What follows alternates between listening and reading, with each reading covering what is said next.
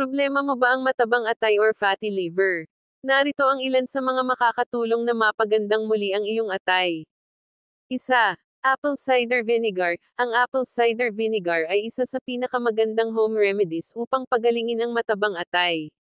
Sa pamamagitan ng pagpapalabas sa lahat ng nakakasamang toxins mula sa iyong atay na sumisira sa trabaho nito, ayon sa pag-aaral ang apple cider vinegar ay maaaring magdulot ng kabawasan sa timbang at ng malaking pagbaba sa lipid profile level sa dugo kaya rin itong bawasan ang pamamaga at pinapaganda ang pangkalahatang kalusugan ng atay. Uminom ng isang basong maligamgam na tubig at lagyan ng isang kutsarang apple cider sa umaga bago kumain.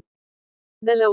Lemon. Ang lemon ay isa pang napakagandang natural na lunas para sa matabang atay ng isang alcoholic. Ayon sa pag-aaral ang natuklasan ang nakakamanghang mga benepisyo ng lemon para sa kabawasan ng nakakasamang mga epekto ng sakit na ito.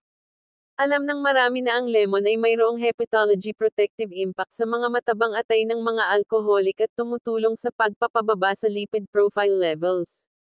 Bukod pa rito mayaman rin ito sa vitamin C, isang makapangyarihang antioxidant na kayang iwasan ang pagkakaroon ng free radical damage sa liver cells. 3. Turmeric. Ang turmeric ay isa sa pinakamagandang Indian home remedies para sa matabang atay. Ito ay mayroong kemikal na tinatawag na circusamine na kayang protektahan ang liver cells mula sa non-alcoholic fatty liver disease. Kapag uminom ng nirerekomenda na doses ang anti-inflammatory at antioxidant properties ng sangkap na ito ay kayang bawasan ang pamamaga ng liver cells at iwasan ang oxidative stress sa pamamagitan ng paglaban sa free radicals.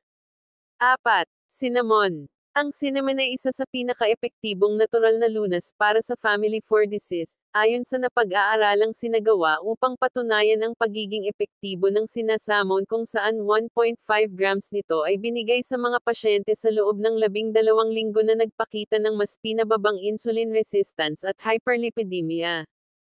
Ang malakas na anti-inflammatory properties nito ay kayang talunin ang pamamaga ng atay na dulot ng sobrang pag-inom ng alak.